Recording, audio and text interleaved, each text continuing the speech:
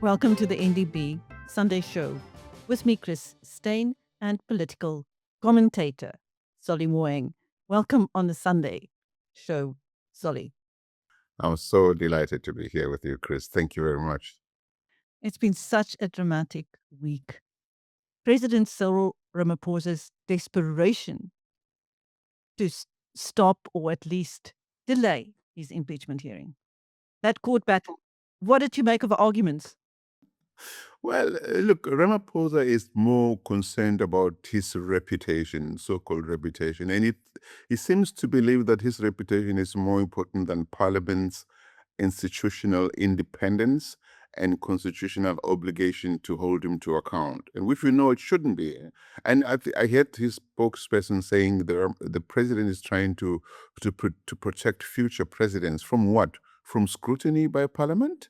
It doesn't make sense. I think that, they have to understand that the president is not above the law, and it was never designed that the president, not the current, not future ones, even Mandela never positioned himself above the law. Mm-hmm.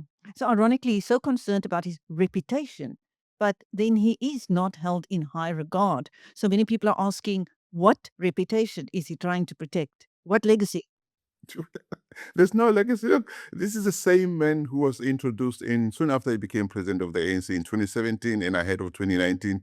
A lot of people, men and women I respected, said to me, Solly, this is the last hope for South Africa. I said, no, go to hell. I said that because we don't vote for individuals. We vote for political parties. Now, if you look at the political parties, that sense every candidate, no matter how charming, how well they speak English, how well they dress, you look at the people behind that politician. And when I saw Ramaphosa, I was looking at Nomvula Mukunyani, Gwede and all these people. I said, no ways, I'm not voting for these people. So, and then he stood up one day and we spoke about it and said he'd rather be seen as a weak president. That was like terrible for me. So I don't know what reputation Ramaphosa would be protecting, because he has not stood up to the expectations ever since he became president. He never even told us what he saw while he was deputy to Zuma in terms of the activities of the Guptas and everything that went down. He was there in every room. So he hasn't really taken South Africans into his confidence to say, this is what I saw, this is what I distanced myself from, this is what I tried to stop. Over to the Madlanga Commission of Enquiry into police and political capture. Every week there is high drama, but this week it was extraordinary. I was amused by the Madlanga hospital ward that everybody was sharing on social media. And, we should be laughing, but we are laughing, but we shouldn't really be laughing at this stuff. The truth of the matter is that the entire criminal justice system, at least the police, the crime, security system, is in court right now. It is in the Madlanga Commission now, partly in the courts as well. So these are the people who are heading institutions that were designed to stand between South Africa and hell.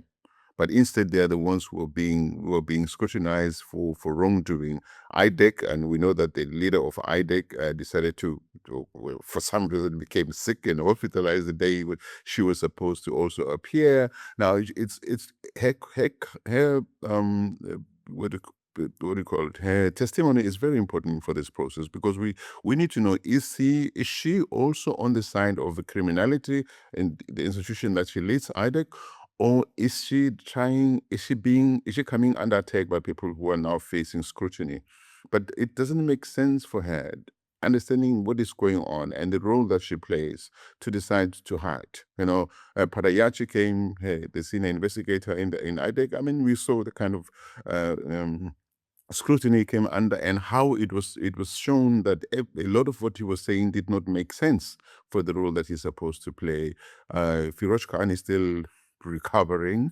Carrim was seen shopping at Woolworths.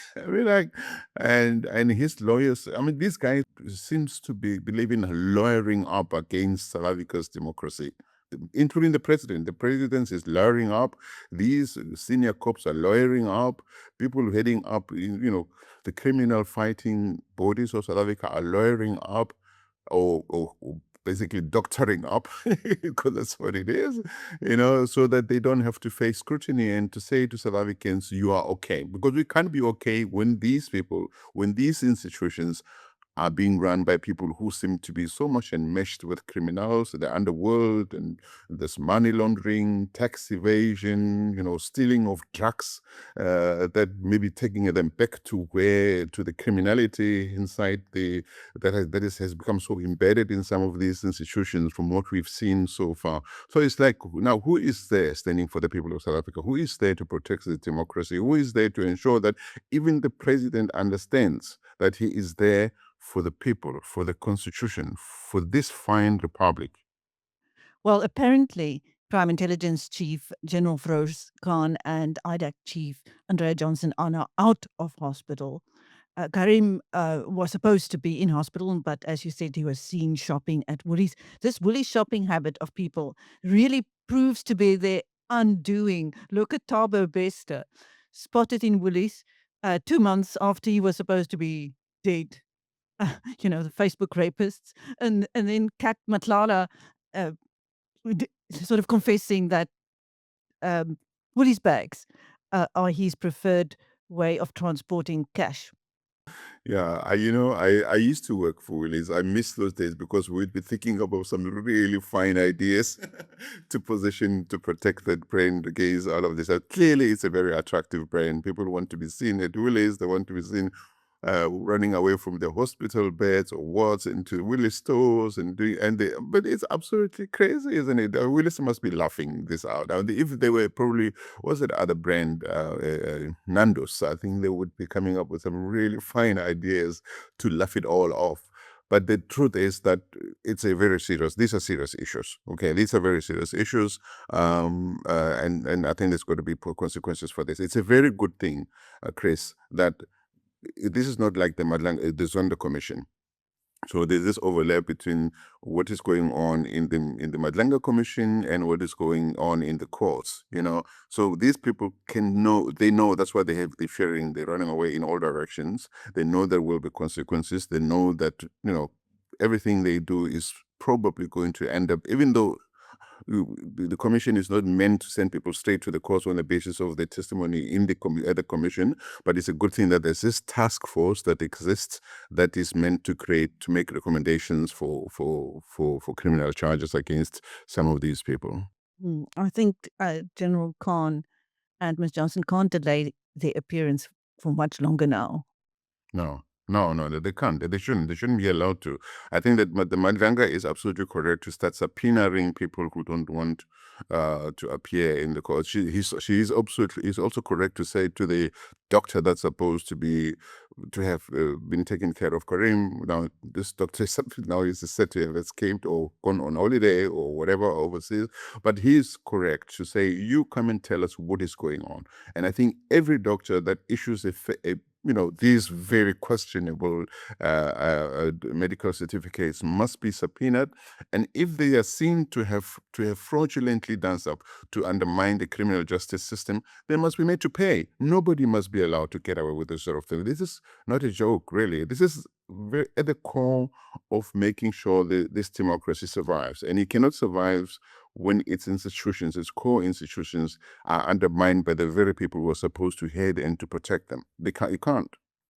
Well, thanks to Cat Matlala's very fierce legal representative, Advocate Annelene van Heever, his appearance got postponed. She must be costing him an absolute fortune, Solly. Such high caliber.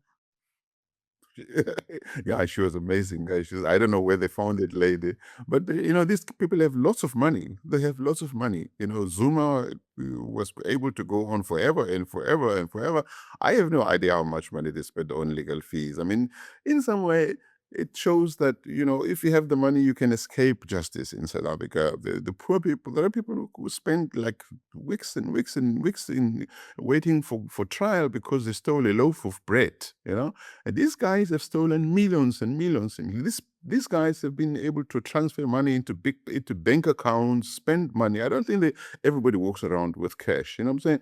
but they get away with it. I think at some point, even the institutions like banks must maybe come to account. People like the auditing firm, business auditors. These are the people who see stuff, but because they want to retain their clients, because they get the fees from these people, even though that some of the money might have been obtained against what is good for the public, I think that we need to rethink a lot of things in South Africa. We really do need, and each one of us as individuals, but also as institutions, need to ask ourselves, what role am I playing to protect the what's public good, the democracy, or to act or to enable people, criminals, to undermine the democracy? Because the banks can't be keeping quiet when so much money that's supposed to be dodgy goes through them and nothing seems to be happening.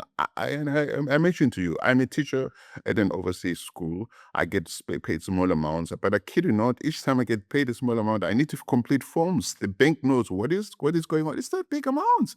How do these people transfer hundreds of millions of rands and get away with it? What is the responsibility? At what point do the banks also get to be held to say, what are you doing? What are your standards? What is the role of the banks? What are the roles of the people who are supposed to be doing all this auditing of businesses, some of which seem to be owned by the underground? What are the people who sell expensive cars to these people? I mean, we've seen there's a certain Hongwane Flumani or whatever this man. Is all these cars taken from him? Apparently, some of the money gets washed using the expensive luxury car dealerships. So how do each one of these people look into the mirror and say, I'm not doing this, I'm not taking this money unless XYZ is done in a way that is legal? I think that's the thing that's worrying me. I just wonder how much of South African taxpayers' money has not left this country on private planes, Sonny. I think a lot has. I think a lot has. Unfortunately, it's very hard to think it would not have. It seems like as long as somebody who is very well positioned is able to get something out of it, under the table, they will look the other way and let you do whatever you want. I think this is what has been the problem for South Africa. Look at how the money that is said to have ended up in the Pala sofas. I mean, it's still hard for me to imagine that somebody went through the airport with a suitcase or two suitcases filled of cash. Those things are supposed to look through the cases, all these suitcases that come through. So it's somebody who would have seen, but then what are you transporting in those bags, and where is the money coming from? And it didn't happen. The Reserve Bank said, no, there's nothing wrong. The public protector said, no, nothing wrong. Even those people, because again, it leads back to the power of the presidency. So certain people can be protected even by heads of key institutions, and certain people would do exactly the same thing and not be protected. If you and I were to transfer money through the airport, the Reserve Bank would jump on us. I can tell you that. All right. So we need to get to a point in South Africa where public trust is regained by demonstration that even the president can never be above the law. It would be incredible if somebody could do a PIA application to find out who has been flying in and out of South Africa over the last couple of decades on private planes. Yeah, I think they should. But the thing is, my fear is that there are many people who've been employed in some of these key institutions to make sure that that kind of scrutiny doesn't go far. You see, so the truth is, if you were to look at 1994 and say, okay, so let's look at the PIC, the Public Investment. And people say a lot of money has gone to places where somebody's not supposed to go. But until there's a proper investigation that says, okay, how much have you paid to whom over the years? Let's see.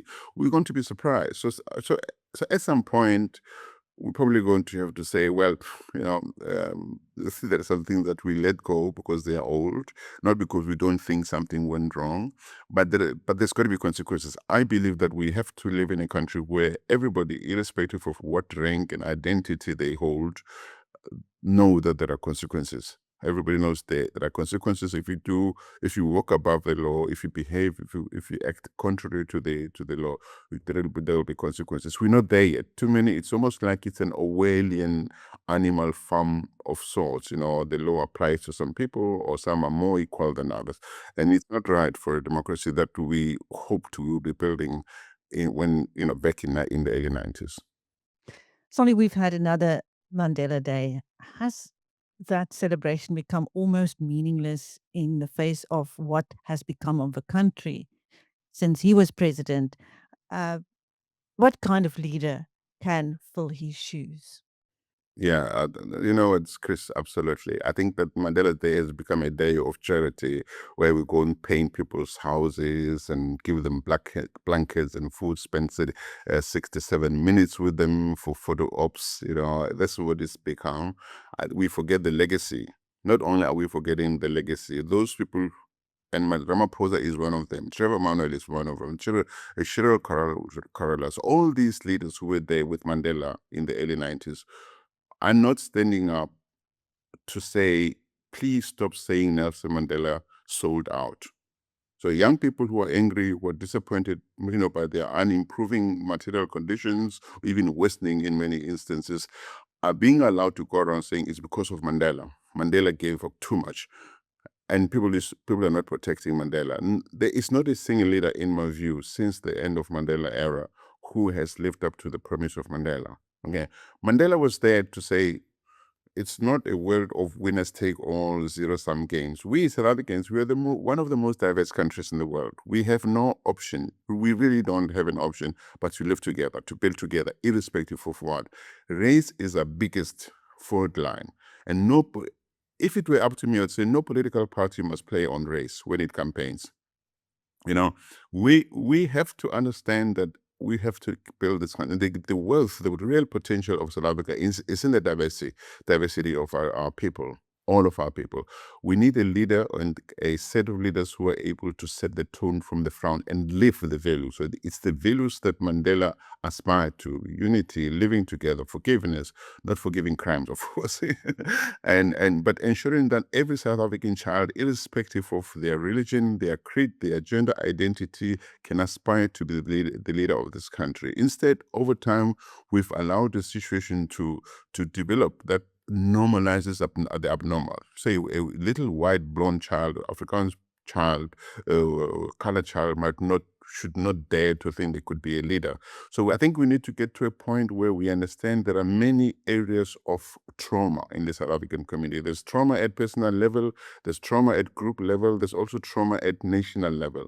How do we inspire the kind of leadership that has high levels of emotional intelligence, balance, vision? And that will always go back to the values of our constitution, to say that we need to take care of one another, and nobody's pain is more important than the other people's pain. People talk about, so much poverty in poor black areas. Go to colored areas. Go and see some of the poverty in the colored areas, in the Cape or elsewhere. It's painful. So the poverty cuts across, and we need to say, where there's poverty, we take care of it. Where there's a child with a potential, we invest in the child, irrespective of what the child looks like, so that they don't go overseas. And when they succeed overseas, we start wanting to put our scarves around their heads and their, the pins with the South African flag on them.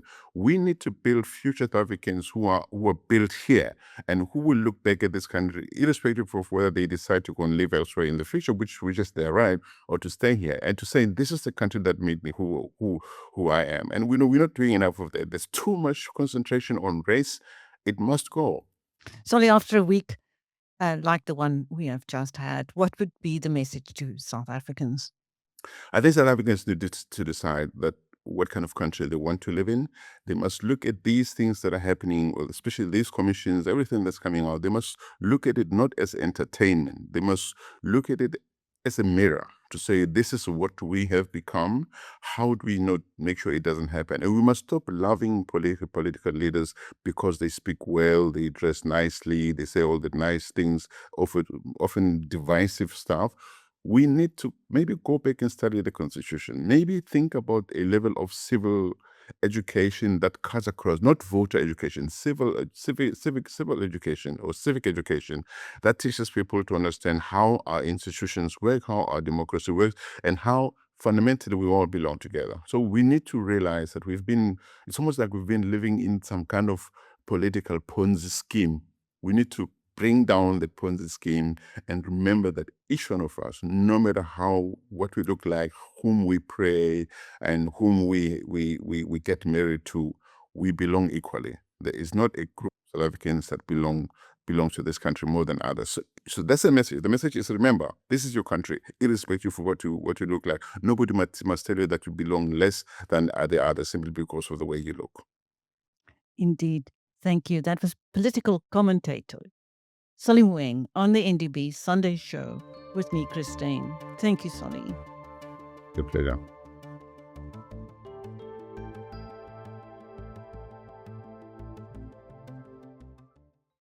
Start your day a step ahead. BizNews Insider. It delivers the business stories that matter every morning straight to your inbox. Sharp, fast, and free. Subscribe now. In uncertain times, good information is priceless. The BizNews Conference is heading back to the Drakensberg. Join me, Alec Hogg, from the 11th to the 14th of August for BNC 9. Champagne Sports Resort, where it all began, and where our community gathers for honest conversations, smart investing insights, and direct access to some of South Africa's sharpest minds. Come and rub shoulders with the best we've got. 28 keynote speakers, 3 days. Seats are available now. Book your seat by clicking the link in the description.